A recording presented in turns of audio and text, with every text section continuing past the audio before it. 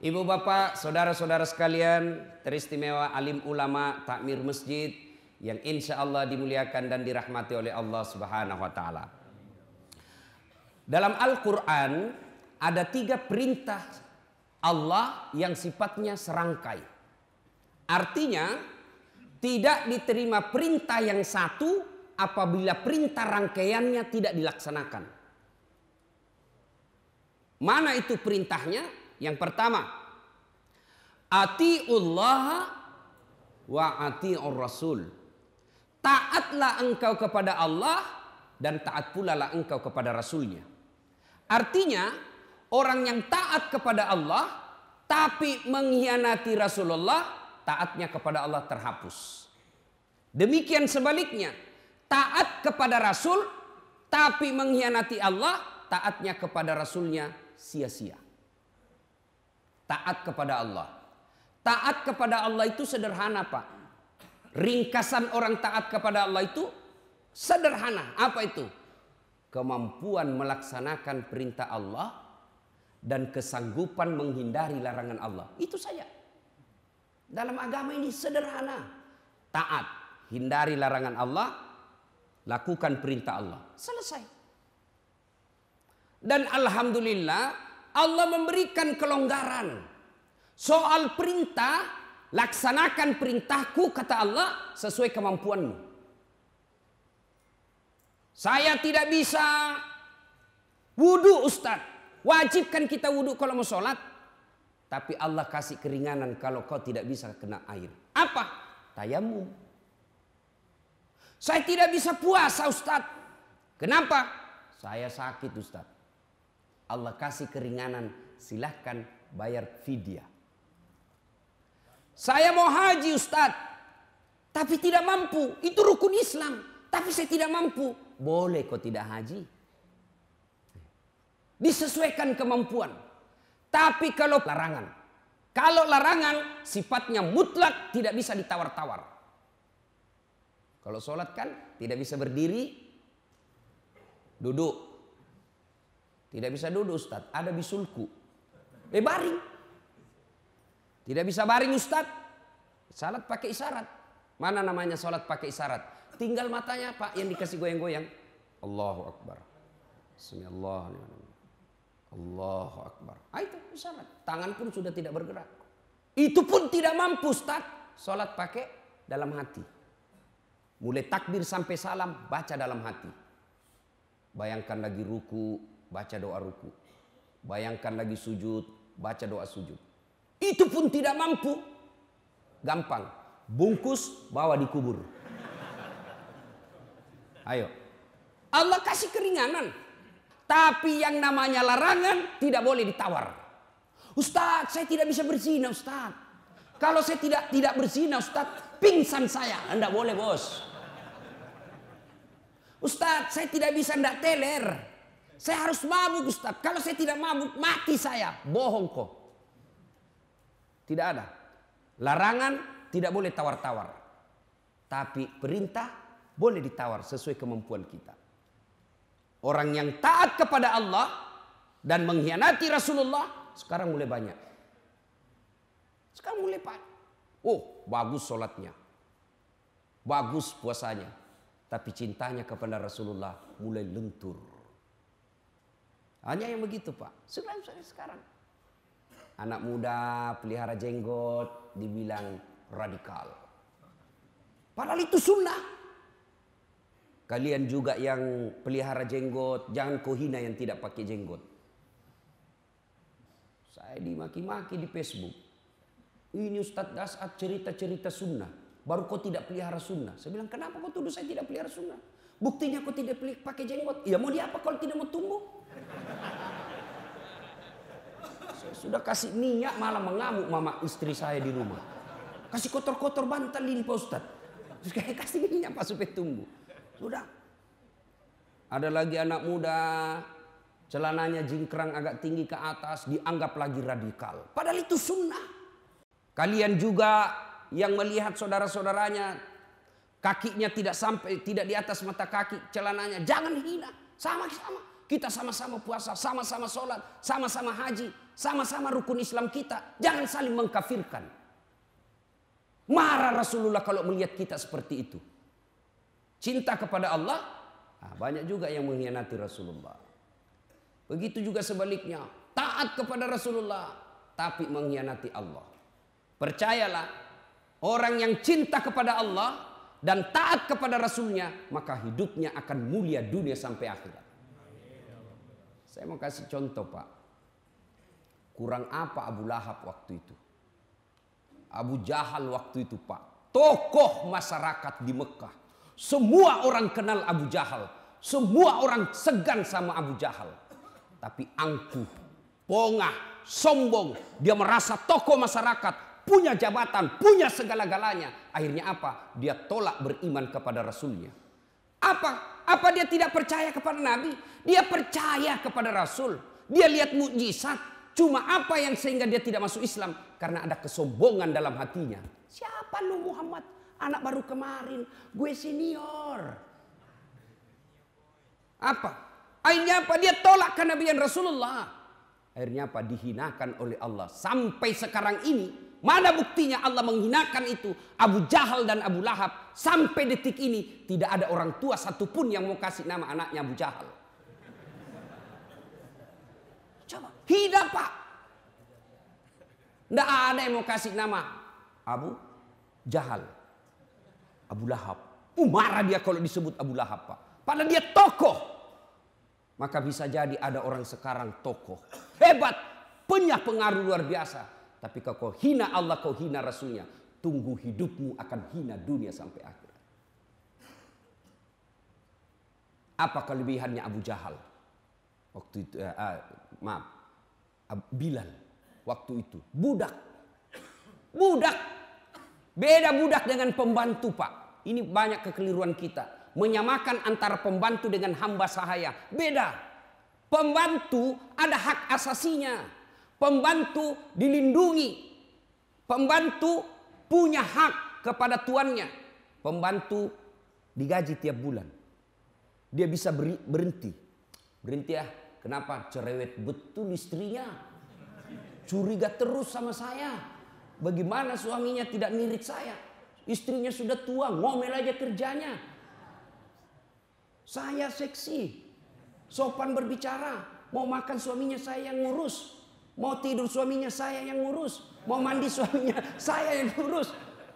Berhenti dia kerja pembantunya. Berhenti saya kerja. Ngomel aja kerjanya istrinya. Dia punya hak.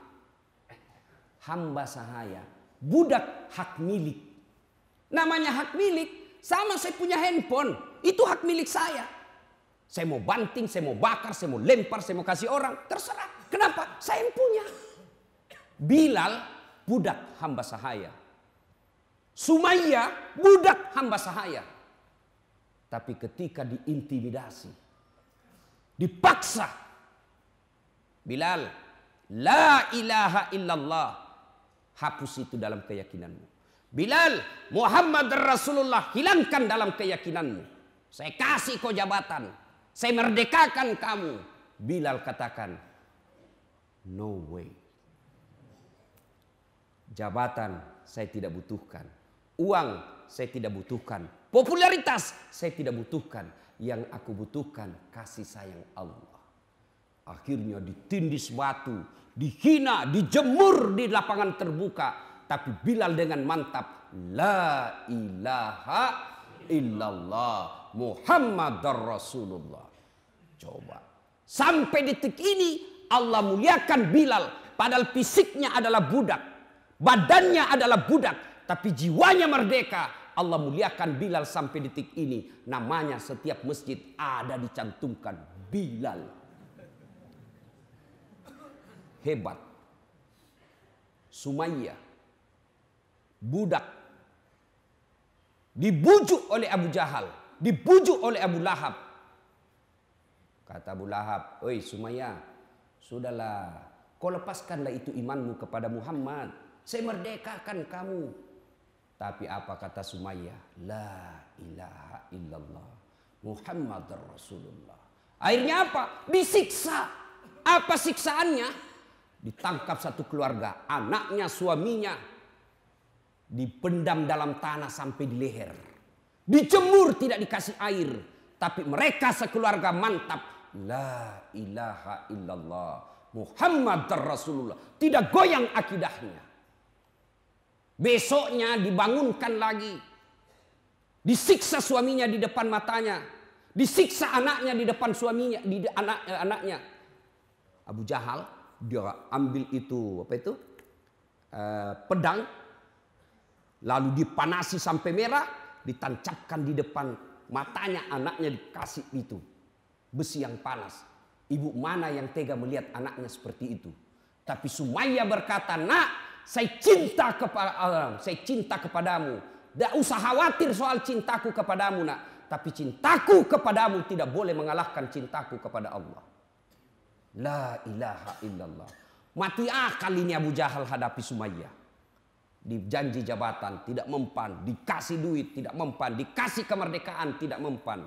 Sumayyah tetap mengatakan Muhammad Rasulullah. Akhirnya apa kata Abu Jahal? Sumayyah, saya tahu kenapa kau suka sekali Muhammad. Muhammad kan gagah, keren, cakep. Kau pasti cinta sama Muhammad toh? Kau pasti tergila-gila sama Muhammad. Marah Sumayyah, dia kumpulkan semua liur yang ada di mulutnya, dia ludahi Abu Jahal. Puh!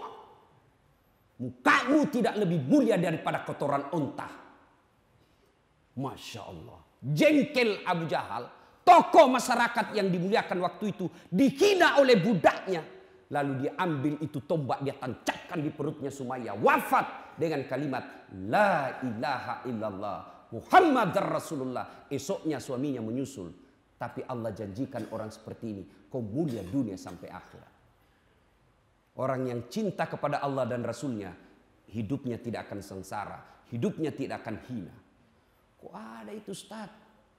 Cinta kepada Allah, cinta kepada Rasul, kok masih hina? Bisa jadi cintanya kepada jabatan lebih mulia daripada cintanya kepada Allah dan Rasulnya. Ini yang pertama. Yang kedua, perintah serangka yang kedua. Aqimis salat wa atus zakat. Dirikan solat, tunaikan zakat. Saya yakin ini bapak-bapak semua rajin solat. Saya yakin. Tapi entahlah 20 tahun yang lalu. Kan banyak orang Pak nanti pensiun baru rajin ke masjid. Iya Pak. Nanti pensiun baru mau teriak-teriak Allahu Akbar. Mana kamu dulu? Setelah muka sakaratil maut baru Pak. Tapi masih bagus lah. Masih ada usia-usia. Masih mau menghadap kepada Allah. Masih lebih baik. Dirikan sholat. Orang-orang yang menang menurut surah Al-Baqarah ayat-ayat pertama ada beberapa kriteria mereka. Siapa yang hafal surah Al-Baqarah ayat 1 sampai 5? Ayo angkat tangan. Saya kasih hadiah. Ayo. Anak muda. Saya kalau di Makassar semua anak muda langsung angkat semua tangan. Sini kok sedikit. Ayo sini deh. Sini. Ayo. Ya. Ini. Saya kasih kau hadiah kalau kau bisa jawab ini pertanyaan saya. Ya. Siapa namamu, Dek? Siapa?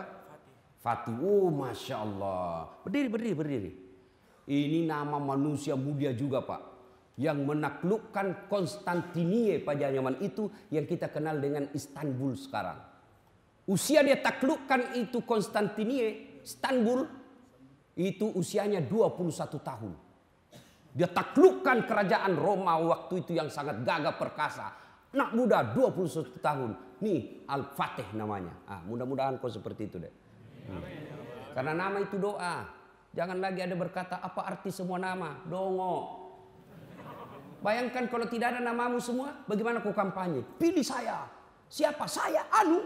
Siapa? Anu. Dari nama saya bisa tahu agamanya orang. Coba sebut namanya Pak. Abdul Latif. 90% Muslim. Bertus Maksus non Muslim. Dari nama juga saya bisa tahu sukunya orang. Coba. Nama Ambok Dalle. Anda mungkin Jawa. Pasti Bugis. Margono. Biasanya Jawa. Ayo kan? Ayo deh ya. Fatih. Coba. Sebelum jawab, ada passwordnya supaya dapat hadiah lebih banyak. Siapa namanya neneknya Ustadz Dasat Latif? Ayo, jawab. Ini rumus. Jadi pemuda Islam ditanya jawab, soal salah atau tidak urusan belakang. Jangan diam. Siapa namanya kakeknya Ustadz Dasat Latif? Abdurrahman. Orang tak belum tentu dia tahu.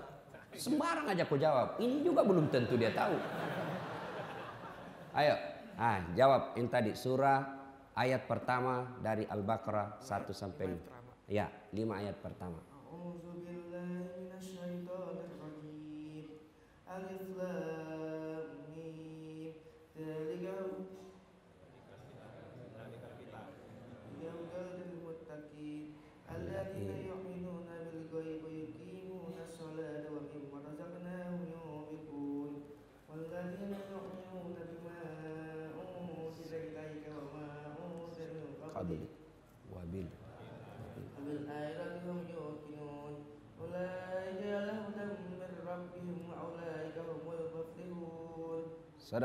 Sadaqallahul azim. Dia 100 juta. Masya Allah. Beda itu uang Ustadz dengan uang Kapolres. Beda rasanya bos. Ya. Alhamdulillah. Ibu bapak saudara-saudara sekalian. Ayat tadi menginformasikan orang-orang yang menang itu, orang-orang yang bertakwa itu, itulah orang pemenang. Kan kita orang kalau puasa, apa tujuan orang puasa? Bertakwa. Dan salah satu orang bertakwa itu menurut Quran tadi, ciri-cirinya orang mereka kemenangan, mereka mendirikan sholat. Kok bisa menang orang-orang yang mendirikan sholat dengan baik? Di dunia kau lepas dari hinaan maupun pidana. Di akhirat lebih-lebih. Kok bisa? Kan agama mengajarkan dalam Quran, inna salata tanha anil fahsya wal munkar. Sesungguhnya orang yang sholat itu menghindari dia perbuatan dari keji dan mungkar. Jadi di dunia orang yang baik sholatnya, insya Allah terhindar dari perbuatan pidana. Ayo lihat ajaran-ajaran sholat. Apa luar biasa itu kesimpulan semua dalam ajaran sholat. Mulai dari takbir, Allahu Akbar. Kita besarkan Allah. Artinya apa? Orang yang baik sholatnya tidak akan membesarkan jabatan. Orang yang baik sholatnya tidak akan membesarkan kekayaan. Orang yang baik sholatnya tidak akan membesarkan popularitas. Tapi apa yang dibesarkan? Allahu Akbar. Jadi kalau orang baik sholatnya itu Pak, tidak pernah cemas soal dunia. Tidak pernah galau soal dunia. Kenapa? Yang dia besarkan Allah Subhanahu wa Ta'ala. Tiba-tiba dimutasi. Dia tidak pernah cemas. Itu. Coba lihat lagi ajaran sholat. Mana sah sholatnya orang yang tidak wudhu? Syarat sahnya sholat, satu diantaranya bersih dari najis dan hadas. Artinya orang yang mengamalkan sholat dalam kehidupan sehari-hari, hidupnya akan bersih. Maka saya heran kalau ada orang rajin sholat tapi hidupnya jorok. Saya heran kalau ada orang sholat tapi hidupnya tidak bersih. Maka orang yang baik sholatnya, insya Allah hidupnya bersih. Coba, saya tanya lagi adik-adik, sah tidak orang sholat kalau tidak tutup aurat? Sah tidak sholatnya orang tidak tutup auratnya? Tidak mungkin. Artinya apa? Orang yang baik sholatnya, auratnya dia tutup. Apa itu aurat? Rasa malu. Malu kita Pak kalau kelihatan auratnya. Artinya apa? Orang yang baik sholatnya idealnya, dia punya rasa malu. Malu dong. Kalau sudah haji, tidak pernah datang nongol berjamaah di masjid. Malu dong. Kalau kita sudah ngaku diri umat Islam, tapi anak gadis kita dibonceng bukan muhrimnya. Malu dong kalau anak kita sarjana tidak pernah nongol sholat jamaah di masjid. Itu punya rasa malu.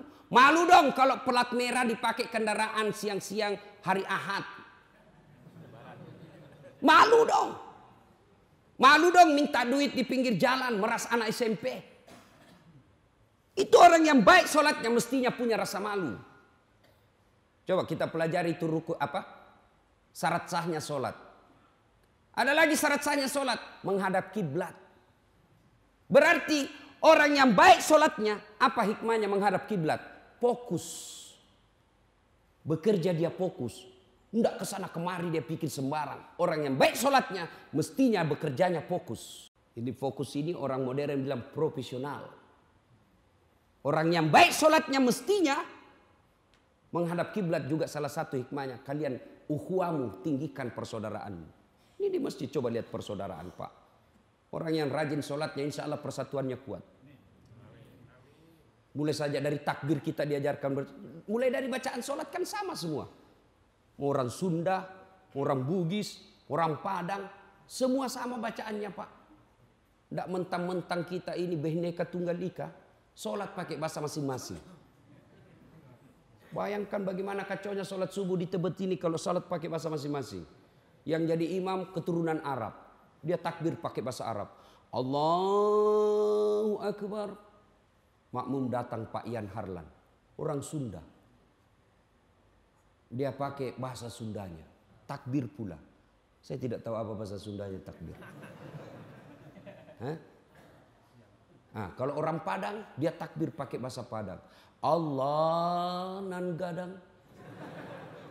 Oh datang orang Bugis kampung saya. Dia takbir pakai bahasa Bugis. Pungallahu ta'ala malopo. Datang orang Kutai takbir juga dengan pakai bahasanya. Allah pore benih. Terakhir anak gaul dari Jakarta. Allah gede banget gitu loh. Nah, coba itu. Makanya semestinya orang yang baik sholatnya itu ukhuwah persaudaraan Islamnya kuat. Dia tidak perhatikan apa manhajnya dalam dakwah. Dia tidak perhatikan apa ormasnya. Yang penting la ilaha illallah Muhammad Rasulullah. Kau saudara saya. Itu orang yang baik sholatnya. Alhamdulillah Pak. Saya lihat bapak-bapak ini rumah rajin sholat. Kalau bapak tidak ada sholat, tidak ada guna semua itu. Ada orang takut betul sama manusia, tapi tidak takut kepada Allah. Saya tanya ini, ibu-ibu, siapa yang punya dunia? Siapa? Allah. Kita cari nafkah dari pagi sampai malam, itu untuk dunia. Ya kan? Bapak kerja itu kan untuk supaya Ustaz supaya bisa beli kendaraan, supaya punya beli rumah, kendaraan, TV, handphone itu dunia. Siapa yang punya dunia? Allah. Artinya apa? Mustahil dunia dalam genggaman kalau yang punya dunia Bapak jauhi. Mustahil. Misal saya mau pergi Kalimantan Timur. Balikpapan. Nah, Balikpapan ada sahabat saya, wakil wali kota di sana. Pak Rahmat Masud. Pak Rahmat, saya ada di Balikpapan. Kenapa Ustaz? Saya mau pergi ceramah ini keliling-keliling cari keluarga. Tapi tidak ada saya punya mobil. Tenang Ustaz, mobil tidak ada masalah. Tunggu, saya lagi di Jakarta Ustaz. Tapi tenang, saya telepon ajudan. Ajudan, siapa? Itu ada Ustadz Dasat di bandara. Siap perintah. Kau bawakan mobil. Jangan lupa isi bensin full. Bawa juga pembeli pulsa. Datang ajudan. Siap Ustadz. Perintah. Ini ada kunci mobil. Silakan Pak Ustadz pakai selama di Balikpapan. Lengkap dengan pembeli pulsa. Selesai masalah saya soal mobil. Kenapa? Saya akrab sama yang punya mobil. Sebaliknya. Ada anak dari Tebet. Tidak pernah ketemu Pak Rahmat. Tidak kenalan. Tidak pernah dilihat mukanya. Dia telepon. Tabe Pak Wawali. Saya ada di Balikpapan. Tolong pinjam mobilnya. Siapa ditelepon Pak Rahmat? Siapa? Kapolres. Tukang tipu itu. Tukang tipu. Tangkap. Tidak pernah ketemu kok tiba-tiba. Nah begitu juga. Tidak pernah sholat. Sholatnya hanya hari Jumat. Paling telat datang. Paling cepat pulang. Selama khutbah dia tidur.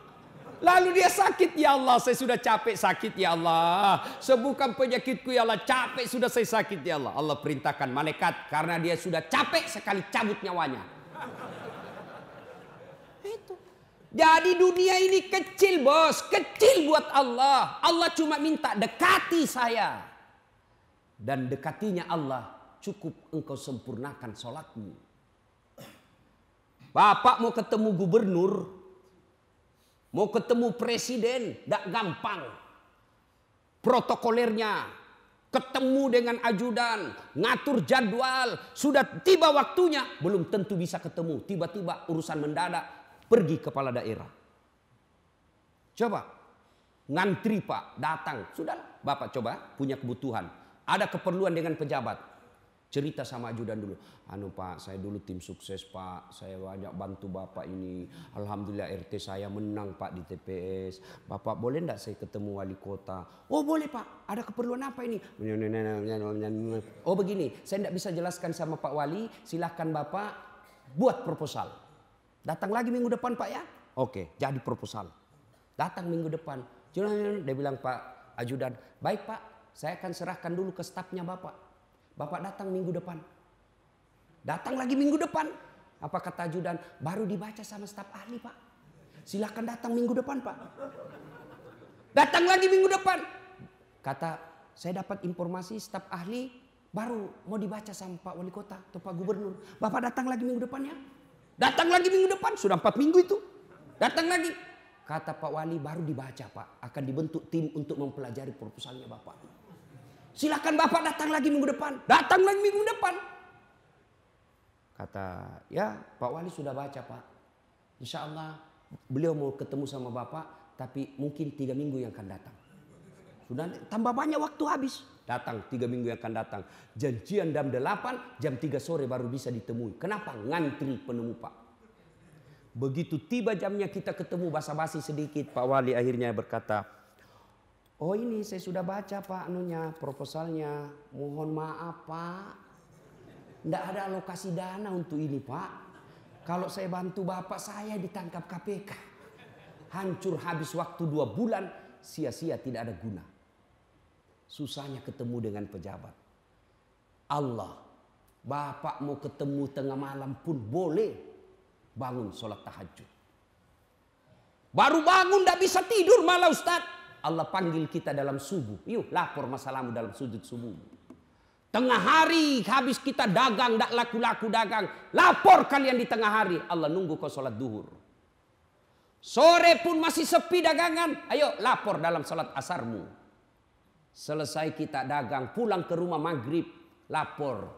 Mau tidur pun silahkan lapor sebelum dalam isya. 24 jam Allah boleh ditemui. Itulah sholat 5 waktu. Jadi kalau adik-adik sekalian mau sukses, tidak usah cari muka sama manusia. Capek cari muka sama manusia. Siapa? Siap. Biar salah siap juga. Capek sama manusia Pak. Tapi ketemu dengan Allah, nikmat. Pun kalau ada yang kau minta, belum dikabulkan Allah. Ada beberapa hal. Satu diantaranya bisa jadi sholatmu main-main.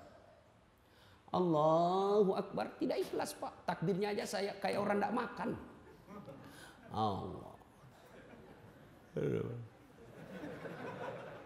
Balik ya. Iya. Rakaat kedua dia cari duitnya. Tadi 100.000. Beli pulsa 50.000. Bensin 20.000. Mana yang 30 ya? Allahu Akbar, belum dia dapat. Sami Allah, belum dia dapat pula. Di rakaat ketiga baru dia ingat, oh di bawah sadel. Lepas itu belum juga dia baca lagi semua bacaan yang ada di rumahnya. Kalender dia baca, Persatuan Guru Republik Indonesia. Sambil sholat itu. Nah itu koreksi. Sudah bagus sholat saya Ustaz, selesai sunnah. Kok yang dikasih tidak dikabulkan Allah? Percayalah apa yang Bapak minta tidak baik buat Bapak. Ya Allah berikan saya, mudah-mudahan saya bisa terpilih anggota DPR. Tidak terpilih, yakin bukan di situ yang terbaik. Allah memberikan bukan yang kita mau, tapi apa yang kita butuhkan. Tamat SMA Pak, 3 kali saya daftar fakultas kedokteran. Saya ikut bimbingan tes. Saya sholat tahajud 40 malam berturut-turut. Saya nasar puasa. Ibu bapak saya doakan. Di sekolah saya termasuk orang juara. Begitu keluar pengumuman tidak ada nama saya. Saya protes kepada Allah. Ya Allah, kenapa kau tidak kasih lulus saya jadi dokter? Kau tidak rugi jadi Tuhan kalau saya jadi dokter. Teman saya lulus, padahal tidak pernah dia kalah nilai saya. Saya rasanya tidak adil ini Tuhan. Saya cuma mau jadi dokter. Supaya saya bisa pakai ilmu saya untuk dakwah apa. Apa itu? Ngajak orang untuk menjadi orang baik ketika kita sambil ngobatin, kita nasihati. Ternyata tidak lulus. Saya tahu hikmahnya, Pak. Saya karena lulus di Sospol, sosial politik, ilmu komunikasi. Saya pulang kuliah waktu itu terjadi tabrakan di jalan Perintis Kemerdekaan Makassar. Terjadi tabrakan. Saya turun tolong dia. Dia yang tabrakan, saya yang pingsan. Ternyata saya tidak bisa lihat darah, Pak. Sampai detik ini. Seolah-olah Allah ingin berkata, Dasaat, bagaimana kau mau jadi dokter? Kau tidak bisa lihat darah, cilaka. Masya Allah, teman saya yang lulus dulu, yang lulus jadi dokter, tugas di Kepulauan Aru. Kepulauan Aru. Ramadan lalu, 2 Ramadan yang lalu, saya telepon, Dok, kau pulang lebaran? Tidak. Kenapa? Rugimu cari duit jauh-jauh kau tidak lebaran sama orang tuamu. Mahal tiket, Ustaz. Saya syukur, Alhamdulillah. Untung saya jadi Ustaz. Saya tidak pernah pikir soal tiket, Pak. Kenapa? Panitia yang ngurus. Nah, ibu bapak, saudara-saudara sekalian. Kesimpulan lagi yang kedua tadi ya. Pelihara sholat. Sholatmu perbaiki. Insya Allah kalau sholat kecil ini dunia. Kecil dunia. Apa susahnya Allah kasih kita mobil? Apa susahnya Allah kasih kita yang tidak ada jalannya saja boleh. Apalagi yang ada jalannya. Yang berikutnya perintah serangkai. Aqimis salat wa atus zakat. Dirikan sholat, tunaikan zakat. Nah. Ini yang keperkaitan yang sekarang. Yaitu Ustadz Afwan mohon izin menjalankan kantong infak. Nah ini penting bos. Biar rajin sholat Senin Kamis tapi pelit. Ayo kita tes bos. Keluarkan Pak. Jangan lagi pikir ini untuk Ustadz ya. Bukan untuk Ustadz ini. Saya sebenarnya tidak senang kalau lagi ceramah diedarkan celengan. Rasa-rasanya ini celengan untuk Ustadz.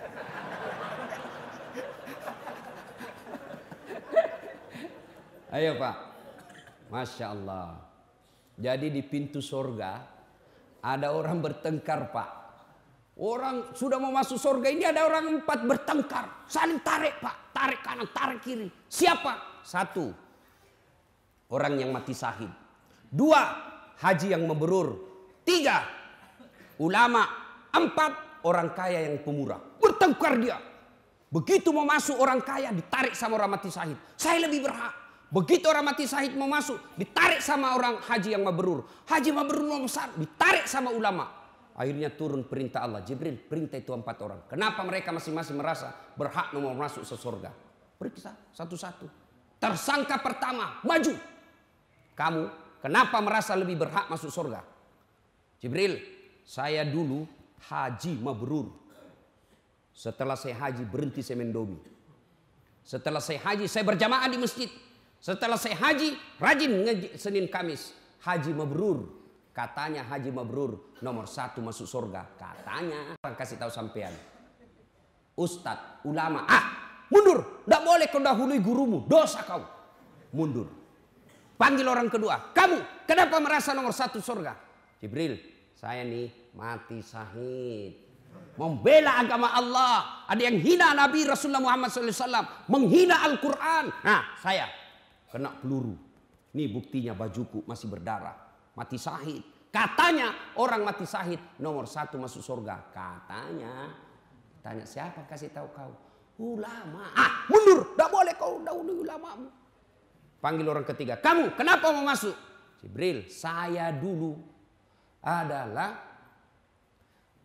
orang kaya yang pemurah. Katanya orang kaya yang pemurah nomor 1 masuk surga. Ada edar celengan di masjid Tebet, saya isi. Saya keluarin semua isi dompet, saya isi. Meskipun saya tidak ada ongkos angkot. Tapi saya ikhlas. Katanya orang kaya yang pemurah nomor 1 masuk surga. Katanya. Ditanya siapa yang kasih tahu kau? Ulama.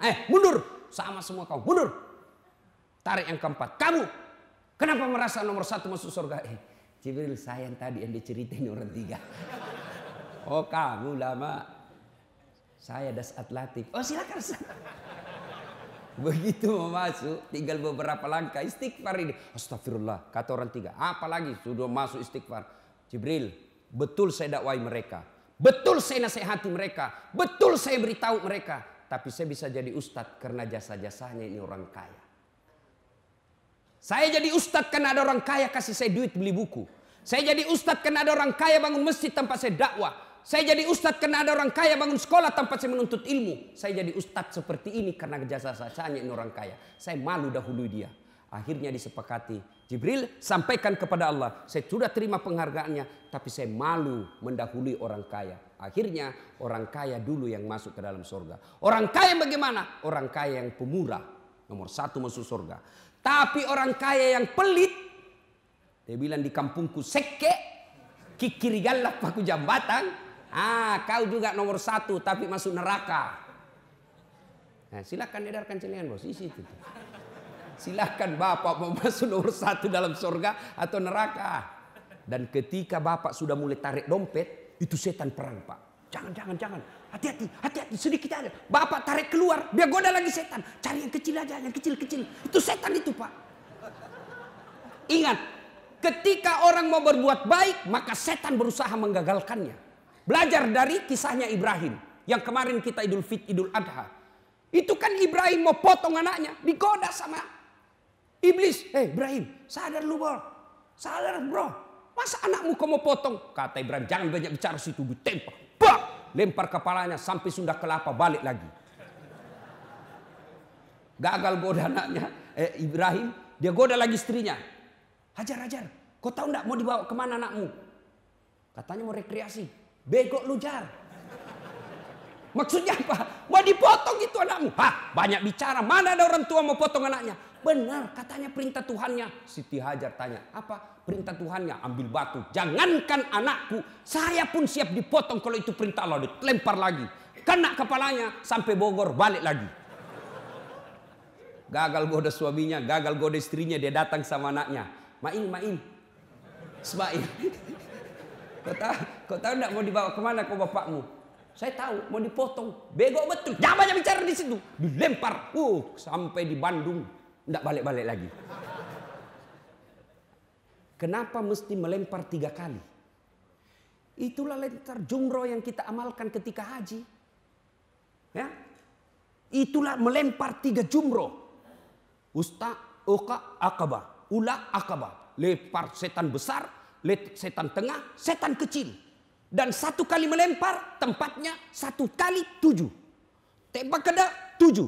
Lagi 7. 1 hari 21. Dan tidak cukup 1 hari, harus 3 hari.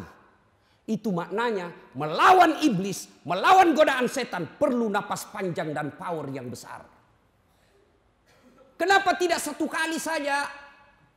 7 kali 3, 21. Kali 3? Berapa? 63. Saya kalau kali-kali pak nggak lancar otakku, tapi kalau lihat uang cepat saya tahu pak. Kenapa tidak mesti itu saja yang 63 1 hari saja tak habis? Kenapa mesti 3 hari dan kenapa mesti dicicil? Itu menunjukkan melawan setan itu perlu kekuatan besar. Jadi ketika bapak tarik dompet, itu mulai iblis menggoda itu pak. Jangan. Itu anakmu nanti mau pergi sekolah. Itu setan itu. Begitu bapak keluar berhasil, lemparan pertama sudah kena kepalanya. Dia buka dompetnya, mulai setan lagi goda. Cari yang uang merah. 5.000 aja. 2.000. Mau masuk surga 2.000. Nenekmu punya surga. Kencing aja di Makassar pak tidak cukup kalau 2.000. Itu saya di toilet Makassar terminal. Itu kan ditulis pak. Air besar 1.000, air kecil 500. Saya pernah buang air kecil. Air besar saya buang air besar. Sudah saya kasih. Berapa dek? 1.000. Saya kasih 1.000. Kenapa 1.000 Ustaz? Saya air besar. Dia bilang pasti kencing juga toh. Saya lupa. Saya kasih uang 2.000. Berarti 1.500. Nih, saya tunggu kembalinya. Mana? 1.500 Ustaz, masih ada 500. Tidak ada uang kecil Ustaz. Jadi, kencing lagi Ustaz. Itu toilet 2.000. Kau mau masuk surga 2.000. Ayo, isi itu celengan. Dan demi Allah pak, tidak ada orang bangkrut gara-gara sedekah. Tunjukkan saya orang yang bangkrut gara-gara sedekah. Tidak ada orang bangkrut gara-gara sedekah. Kenapa kita jadi miskin? Kenapa tidak bisa haji? Kenapa tidak pernah umroh? Karena kita selalu berpikiran saya orang miskin. Padahal Allah sudah jelaskan, ana inda sonni abdibi. Kalau kau sangka dirimu kaya, saya kasih kaya kamu. Kalau kau sangka selalu dirimu miskin, miskin kau selama-lamanya. Maka orang yang tidak mau bersedekah karena dia selalu merasa miskin, maka miskin hidupmu. Coba keluarin itu. Edarkan ulang. Jangan ketawa Pak, saya serius ini. Masya Allah. Bersedekahlah. Demi Allah, saya begitu banyak melihat orang yang rajin sedekah. Semakin makmur hidupnya. Dan kalau Bapak sudah sewajarnya mengeluarkan zakat, sudah sewajarkan mengeluarkan sedekah, lalu Bapak tidak keluarkan, Allah paksa keluar dengan sia-sia. Gimana caranya? Tiba-tiba mobilnya nabrak polisi lalu lintas. Bayangkan kalau polisi lalu lintas ditabrak, Pak, dia punya jalan. Kalau Satpol PP ditabrak, Pak, kita masih bisa berdebat, Pak. Ini polisi lalu lintas ditabrak, apa ndak setengah mati? Sebenarnya bapak-bapak jangan musuhi polisi, Pak. Jangan. Susah, Pak. Benar. Saya selalu bilang sama kawan-kawan, jangan kau musuhi polisi. Saya kalau pergi ceramah, macet jalan, siapa yang saya cari? Penghafal Quran. Sudah baca saya 2 kali Yasin, hatam, tidak goyang-goyang mobil. Benar. Tapi kalau kita panggil polisi lalu lintas, selesai macet, Pak. Jangan musuhi polisi. Bapak diperkosa anak gadisnya, dirampok rumahnya, dibunuh istrinya. Siapa yang kita cari? Tolong Pak Polisi, tegakkan keadilan. Apa kata Pak Polisi? Mohon maaf, baru saja polsek bubar. Kacau kan? Pun kalau ada polisi yang minta-minta duit di jalan, itu bukan polisi Indonesia, itu polisi India. Kalau ada polisi yang Bapak ketemu tidak, ya namanya manusia baik, kita doakan, mudah-mudahan dia dapat hidayah. Ya. Nah, ini yang kedua. Sampai jam berapa ini, Pak? Jam 7. Hah? Sampai jam 7. 1 jam lagi. Ayo. Nah, yang kedua tadi, aqimis shalah wa atus zakat. Bayar zakatmu, tunaikan salatmu. Yang ketiga, perintah serangka yang ketiga, anis kurli wali walidaika. Berbuat baiklah kepada Allah, tapi jangan lupa bersyukur dan berbuat baik kepada kedua orang tuamu. Wah, ini yang banyak Bapak langgar. Saya yakin Bapak rajin sholat, sedekah pun tidak akan tinggal duit untuk fisabilillah. Tapi yang saya curiga, banyak di antara kita yang tidak memuliakan orang tua. Tanya Pak, saya pernah ketemu pengusaha sukses yang bangkrut di Kalimantan Selatan, Tanah Bumbu. Selesai saya khutbah Jumat, dia datang, dia pegang saya punya paha, lalu dia minta, Ustadz, doakan saya Ustadz. Saya merantau dari Sulawesi sampai di sini 4 tahun saya sukses, tapi 2 bulan ini saya bangkrut. Bukan cuma bangkrut Ustadz, saya dikejar-kejar sama yang punya duit. Saya tanya, Pak, sebelum saya doakan, tolong Bapak jawab dengan jujur. Bagaimana Bapak memuliakan orang tuanya selama ini? Oh, itu dia Ustadz, semenjak saya merantau memang saya tidak pernah pulang kampung ketemu orang tua. Saya bilang, hatam, tidak usah panjang cerita, itu penyebabnya. Adik-adik, kalau mau sukses, setelah perbaiki sholat, muliakan orang tua. Sayang 1000 sayang anak-anak kita sekarang, Pak. Sama pacarnya, luar biasa sopannya. Ditelepon sama cowoknya, Dek, iya Kak. Terserah abang aja deh, saya ngikut aja mana yang terbaik. Dongo. Tahu dongo? Beleng-beleng. Tahu beleng-beleng? Dongo. Tahu dongo? Beleng-beleng. Apa itu? Kata Rocky Gerung, dungu. Coba lihat anak-anak kita, Pak. Taat betul itu kalau cowok yang kasih tahu. Tapi kalau orang tuanya dibantahnya tidak pernah masuk di akal. Mau bukti? Anak-anak kita lebih hargai cowoknya daripada bapaknya. Mau bukti Pak? Bapak nanti kalau pulang periksa wallpapernya, HP-nya anaknya yang gadis itu. Kira-kira siapa yang jadi wallpaper anak kita? Siapa? Fotonya bapaknya. Siapa? Ada saya lagi mengajar ujian Pak di Unhas. Saya lagi keliling. HP jangan di kantong, simpan sudut kanan meja. Saya lagi mengawas, tiba-tiba di HP sudut kanan ada cewek. Wih, cakep betul cowoknya, bersih putih. Saya bilang, Dek, cakepnya cowokmu. Saya lihat-lihat, enggak imbang rasanya ini. Langsung dia bilang, bukan cowokku itu Ustaz. Oh, siapa ini? Lee Min Ho. Siapa itu Lee Min Ho? Artis. Artis Korea. Oh, ini artis. Iya Ustaz. Kau dikenal? Tidak. Pernah dikirimi pulsa? Tidak. Pernah di miss call? Tidak. Beleng-beleng. Masa itu kau tidak pernah kau kenal, tidak pernah dikirimi pulsa? Kau simpan di situ gambarnya bapakmu ke situ. Ganti tuh fotonya bapakmu simpan. Tunggu dulu Ustaz. Dia carilah fotonya bapaknya. Tunggu dulu Ustaz, tunggu dulu. Sudah terhapus semua Ustaz. Ya ini anak-anak kita sekarang. Maka jangan heran anak kita S1 susah cari kerja. Karena tidak dapat kerja dia lanjut S2. Makin susah cari kerja. Salah satu sebabnya karena kuliah tidak menghargai orang tuanya. Tidakkah kita sudah belajar dalam agama kita? Ridallah fi ridal walidain.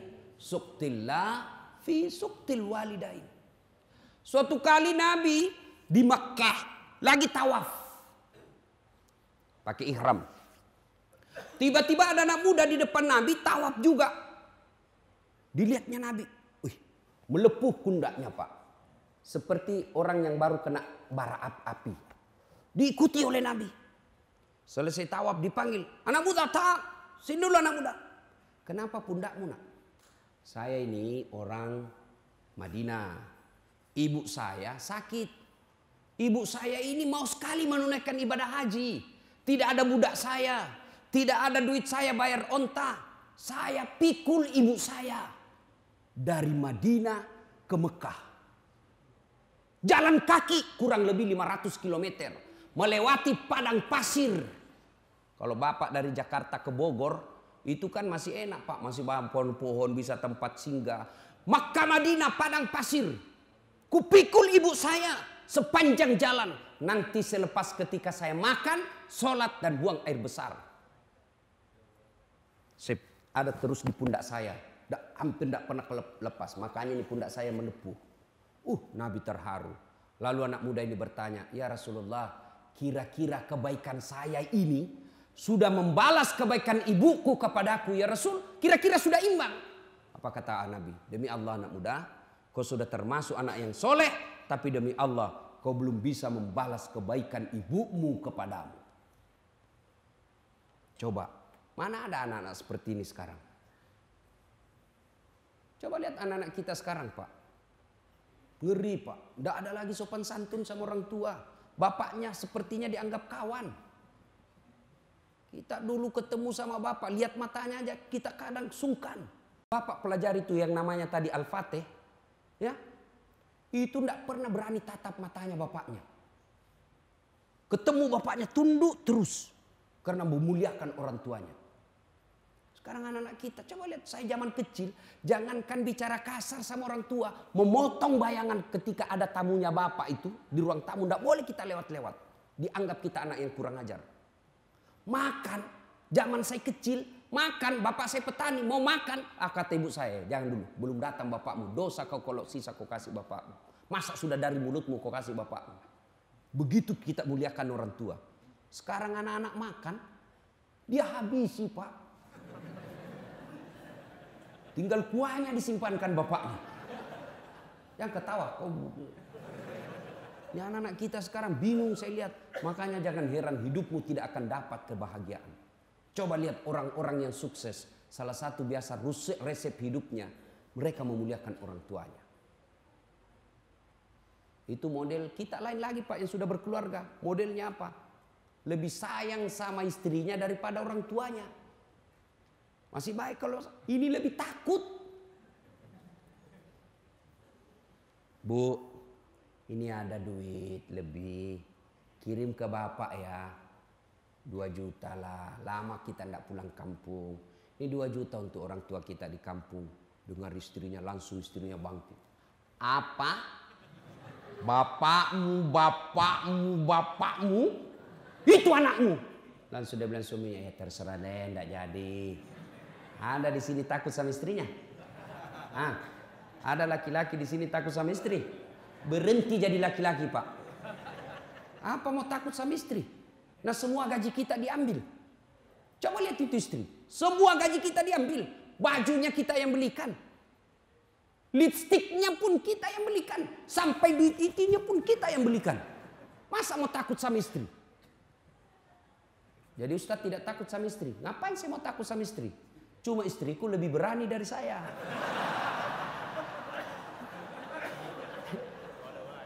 Marah dia Ustadz, ngamuk dia Ustadz. Dengar Pak. Kalau dia ngamuk, dia pecahkan piring, pecahkan satu lusin. Kenapa? Piring boleh dibeli. Harga diri sebagai suami tidak boleh diinjak-injak istri. Takbir. Saya serius Pak. Pak, jangan pernah menunda berbuat baik sama orang tua karena takut sama istri. Saya bilang sama istri saya, boleh kau marah sama saya. Boleh kau maki-maki saya.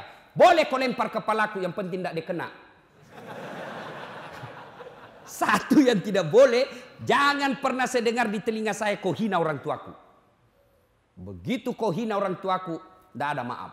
Belum tentu kita jodoh sampai saya masuk kubur. Tapi orang tua demi Allah, seluruh darah daging yang ada di dalam tubuhku itu dari orang tua saya. Gitu dong jadi laki-laki Pak. Jangan ketawa, saya serius ini. Ini juga ibu-ibu, jangan suka ngomel.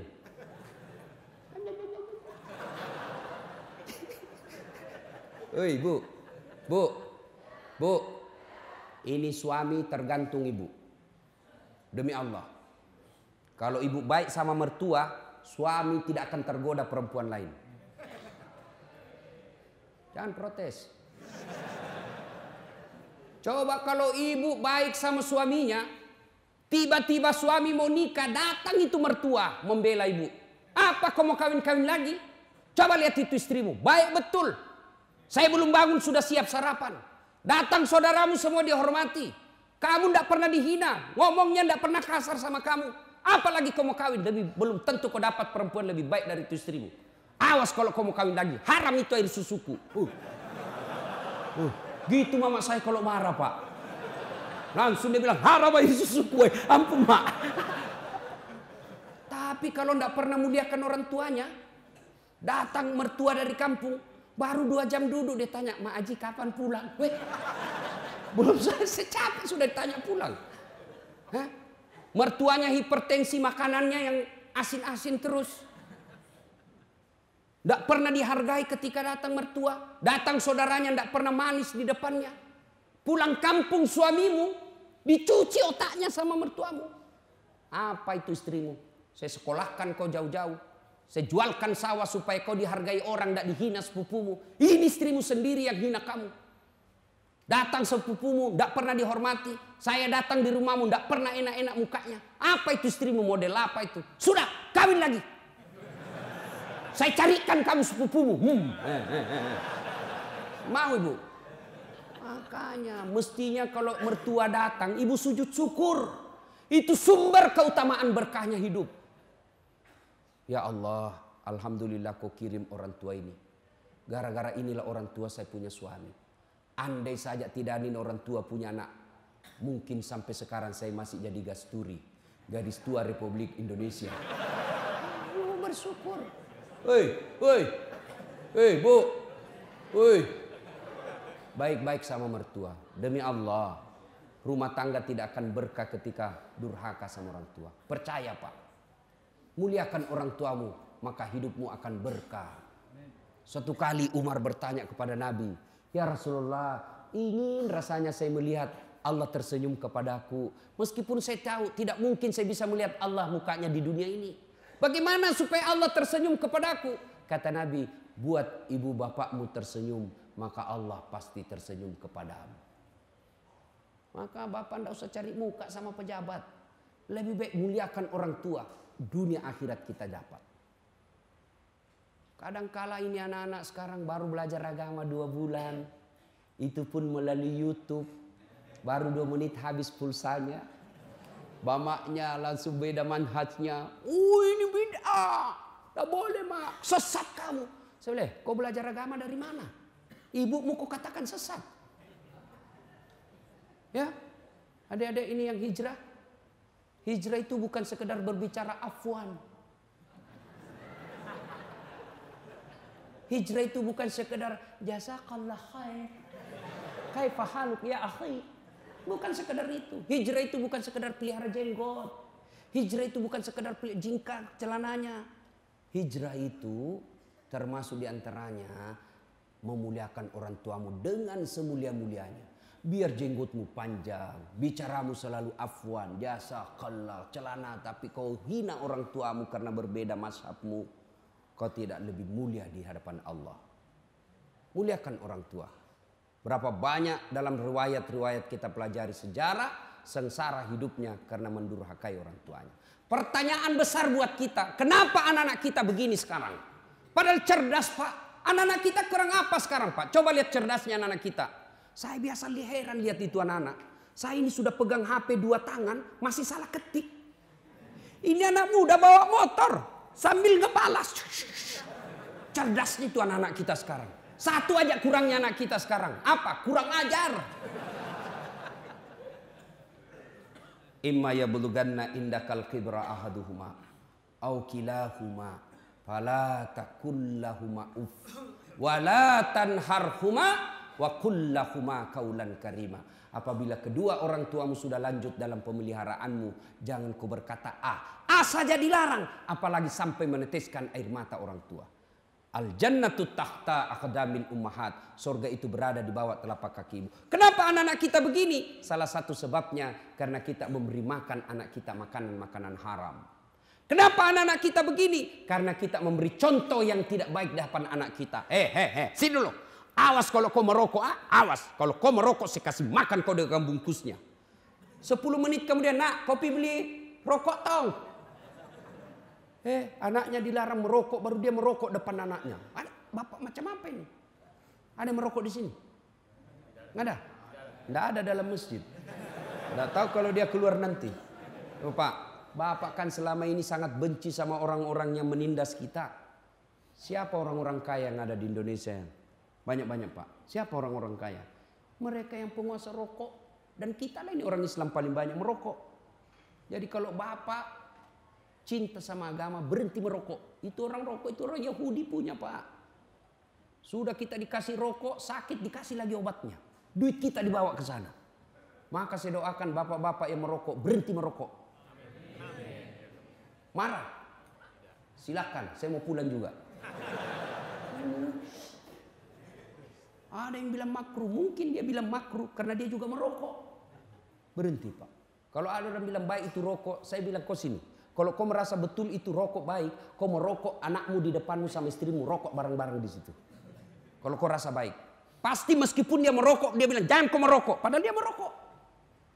Bagaimana kita mau beri baik yang anak dakwah kita kelihatannya tidak baik?